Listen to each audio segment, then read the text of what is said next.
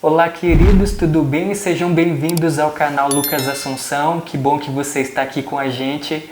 Nós estamos dando continuidade à nossa série chamada Bíblia Turbo, que está sendo um verdadeiro sucesso. Eu estou aqui acompanhado da Valéria, minha esposa, companheira de jornada. Nós temos aí ainda algumas séries pela frente. Seja bem-vinda, Valéria. E a animação? Obrigada, Lucas. Estamos felizes porque o primeiro estudo foi bem bacana, teve gente que acompanhou. É um estudo rápido, né? Por isso que é chamado Bíblia Turbo. Eu estou feliz por estar aqui mais uma vez e a gente está aí nessa jornada de estudos da Bíblia em menos tempo. Excelente! Como a Valéria bem colocou aqui, a proposta nossa é aprender mais da Palavra de Deus de maneira rápida e objetiva. Então vamos para o nosso segundo assunto. O assunto de hoje nós vamos aprender sobre um anjo rebelde. Você já ouviu falar de um anjo rebelde? Um anjo que se rebelou contra Deus? Eu quero começar aqui o nosso estudo já lendo uma parte da nossa lição que fala assim: antes de surgir o mal no universo, só havia paz e felicidade. Não existia nenhuma discórdia ou intriga que atrapalhasse a perfeita harmonia da criação de Deus. Mas em um determinado tempo no passado, houve um anjo que se rebelou contra Deus e contaminou o céu e a terra com as terríveis manchas do pecado. Nesta lição veremos como e por que tudo isso aconteceu. Aqui está um prenúncio do que nós vamos abordar no tema de hoje. E como você já viu, um anjo que era perfeito, que se rebelou contra Deus e contaminou o céu com as manchas do pecado. A primeira pergunta que eu quero levantar aqui é onde aconteceu a primeira guerra do universo. Você faz ideia? A primeira guerra de todos os tempos, aonde ela aconteceu? Vamos ver a resposta à luz da palavra de Deus? A Valéria vai ler para nós a resposta que está lá em Apocalipse, capítulo 12, versículo 7 até o 9. Diz assim: houve peleja no céu, Miguel e os seus anjos pelejavam contra o dragão, que também pelejaram o dragão e seus anjos. Todavia não prevaleceram, nem mais se achou no céu o lugar deles. E foi expulso o grande dragão, a antiga serpente, que se chama Diabo e Satanás, o sedutor de todo mundo. Sim, foi atirado para a terra e com ele os seus anjos. Bem interessante, aqui já está a resposta. Dragão, que o próprio Apocalipse chama de Satanás, a antiga serpente diabo, foi ele que guerreou contra Miguel no céu e foi expulso do céu para a terra e arrastou a terça parte dos anjos do céu. Então, aqui está a resposta. A primeira guerra do universo, pasmem todos, foi no céu. Vamos para a segunda pergunta, que diz assim: como e por que um anjo se rebelou contra Deus? Como pode um anjo, um ser belo e perfeito, se rebelar contra o próprio Deus? Uma criatura se rebelando contra o Criador? Vamos ver o que aconteceu? A resposta está lá em Ezequiel, capítulo 28, versículo 14, 15 e pula para o 17. Leia para a gente, Valéria. Tu eras querubins da guarda ungido e te estabeleci e permanecias no monte santo de Deus. No brilho das pedras andavas. Perfeito eram os teus caminhos desde o dia em que foste criado até que se achou iniquidade em ti. Elevou-se o teu coração por causa da tua formosura, corrompeste a tua sabedoria por causa do teu resplendor. Lancei-te por terra diante dos reis, te pus para que te contemplem.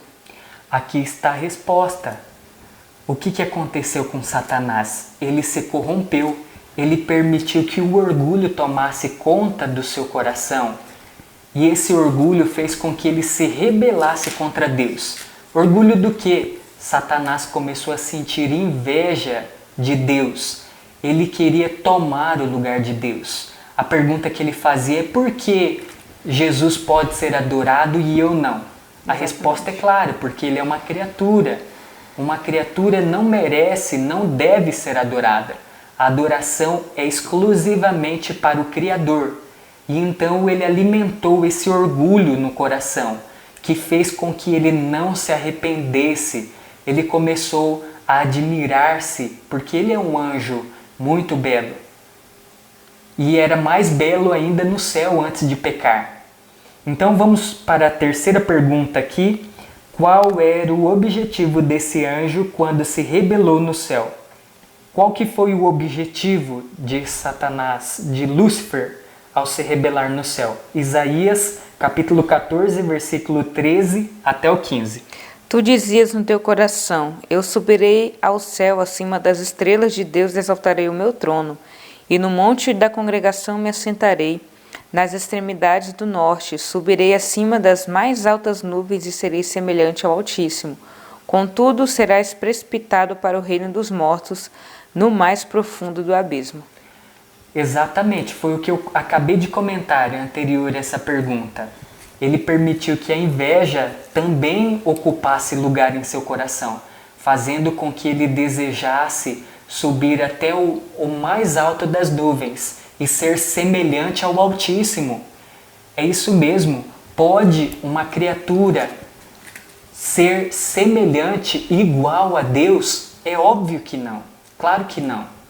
Então foi assim que aconteceu com Satanás, é assim que a Bíblia relata. E a quarta pergunta é: como o pecado surgiu no planeta Terra? Como que o pecado ele invadiu aqui o planeta Terra? A resposta está em Gênesis, capítulo 3, versículo 1 até o 11. Até o 13. Mas a serpente mais sagaz que todos os animais selváticos que o Senhor Deus tinha feito, disse à mulher: é assim que Deus disse: não comereis de toda a árvore do jardim? Respondeu-lhe a mulher: do fruto das árvores do jardim podemos comer, mas do fruto da árvore que está no meio do jardim, disse Deus: dele não comereis, nem tocareis nele, para que não morrais. Então a serpente disse à mulher: é certo que não morreis, porque Deus sabe que no dia em que dele comerdes, se vos abrirão os olhos, e como Deus sereis conhecedores do bem e do mal. Vendo a mulher que a árvore era boa para se comer, agradável aos olhos, a árvore desejável para ter entendimento, tomou-lhe do fruto e o comeu, e deu também ao marido, e ele comeu. Abrindo-se os olhos de ambos, e percebendo que estavam nus, coseram folhas de figueira e fizeram cintas para si. Quando ouviram a voz do Senhor Deus, que andava no jardim pela viração do dia, esconderam-se da presença do Senhor Deus, o homem e sua mulher, por entre as árvores do jardim. E chamou o Senhor Deus ao homem e lhe perguntou: onde estás? Ele respondeu: ouvi a tua voz no jardim, e porque estavas nu tive medo, e me escondi. Perguntou-lhe Deus: quem te fez saber que estavas nu? Comeste da árvore do que te ordenei que não comesses? Resumidamente aqui, só reforçando o que a Valéria acabou de ler, lembra que nós lemos um pouquinho anterior, logo no início, que Satanás e os seus anjos, eles foram expulsos do céu e foram expulsos para onde? Para a terra. Eles vieram aqui na terra e Deus havia dado um teste para Adão e Eva. Ele colocou no meio daquele jardim lindo que tinha milhares, várias árvores, frutos que eles poderiam consumir a qualquer momento. Deus colocou uma árvore com o fruto do conhecimento do bem e do mal e ordenou para eles claramente que eles não deveriam comer daquela árvore, aliás, daquele fruto do conhecimento do bem e do mal, porque no dia que eles comessem, certamente eles iriam morrer. A morte era certa se eles desobedecessem à ordem de Deus. E o que aconteceu? Satanás tomou posse de uma serpente, de uma cobra, e usou essa cobra para enganar Eva. E então Eva acabou sendo iludida por Satanás disfarçado dessa serpente, falando que ela poderia comer. Deus havia ordenado porque ele não queria que eles fossem conhecedor do bem e do mal, fazendo ela sentir o desejo de consumir aquele fruto do conhecimento do mal. E aí foi a queda. Ela consumiu, desobedeceu a palavra de Deus, e então os seres que foram criados perfeitos, que tinham a natureza imortal, passaram a ser mortais, certo? Vamos para a quinta pergunta, que diz assim: qual a principal consequência do pecado na terra? A resposta está em Gênesis capítulo 3, versículo 23 e 24. O Senhor Deus, por isso, o lançou fora do jardim do Éden, a fim de lavrar a terra de que fora tomado. E expulso o homem, colocou querubins ao oriente do jardim do Éden, e o refugir de uma espada que se revolvia para guardar o caminho da árvore da vida. E a outra resposta está em Romanos 5,12. Enquanto a Valéria procura ali, eu quero ler um trechinho que diz assim: depois que Adão e Eva pecaram, eles não puderam mais comer do fruto da vida, por isso a morte passou a fazer parte da vida na terra. Então a resposta é certa. O salário do pecado é o quê? A morte. É a morte. E o dom gratuito de Deus é a vida eterna em Cristo Jesus. Então, depois que eles desobedeceram, a consequência foi que eles foram expulsos do jardim do Éden e também foi a questão da mortalidade, como eu havia comentado antes, tá bom? Vamos para a sexta pergunta aqui, que diz assim: como Jesus venceu as tentações de Satanás? Como? Você já se perguntou como que Jesus venceu as tentações de Satanás? A resposta está muito clara lá no livro de Mateus, lá no capítulo 4, versículo 3, 4 e o 10. A Valéria vai ler pra gente. Aquela situação lá do deserto da tentação. Então o tentador, aproximando-se, lhe disse: se és filho de Deus, manda que estas pedras se transformem em pães. Jesus, porém, respondeu: está escrito, não só de pão viverá o homem, mas de toda a palavra que procede da boca de Deus. Excelente, a resposta está aqui. Tem mais algum verso para ler? O 10. Tá. Agora ela vai ler o versículo 10. Então Jesus lhe ordenou: retira-te, Satanás, porque está escrito, ao Senhor teu Deus adorarás e só a Ele darás culto. Então, Jesus refutou Satanás através da palavra de Deus, através do está escrito, do assim diz o Senhor. E é assim que nós devemos vencer o inimigo de Deus, refutando, falando está escrito, assim diz o Senhor. A palavra de Deus tem poder para vencer o mal e Satanás e seus anjos. Então, aqui na pergunta 7 é assim: Deus tem prazer na morte das pessoas? Será que Deus fica feliz quando um filho seu morre? Ou até mesmo um ímpio? Vamos ver a resposta na Bíblia? Ezequiel capítulo 33, versículo 11. Diz-lhes: tão certo como eu vivo, diz o Senhor Deus, não tenho prazer na morte do perverso, mas em que o perverso se converta do seu caminho e viva. É verdade. Deus não tem prazer na morte nem do ímpio, quanto mais do justo. Deus criou seus filhos para viverem eternamente, não para perecerem nesse mundo de pecado, não para se tornarem mortais, meros mortais, incapazes de viver eternamente. Então vamos para a última pergunta aqui, que é uma pergunta muito importante. Qual foi o principal motivo da vinda de Jesus aqui na Terra? Jesus, quando veio aqui na Terra, ele tinha uma missão.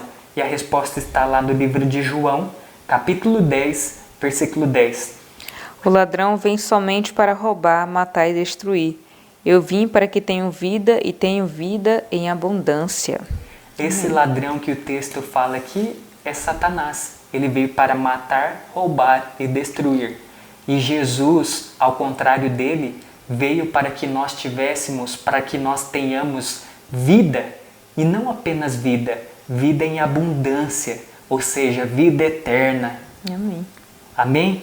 E tem um outro texto aqui de Lucas, capítulo 19, versículo 10, que é interessante nós lermos também, para finalizarmos aqui com essa última resposta, que está no livro de Lucas, capítulo 19, versículo 10.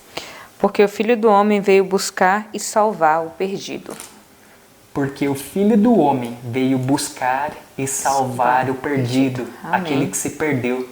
Então nós vamos finalizando por aqui. Só que eu não poderia finalizar esse estudo turbo aqui, esse Bíblia Turbo, sem fazer um apelo ao seu coração. Eu estou falando aqui para alguém que está afastado dos caminhos de Deus, alguém que tem fugido de Deus, se escondido.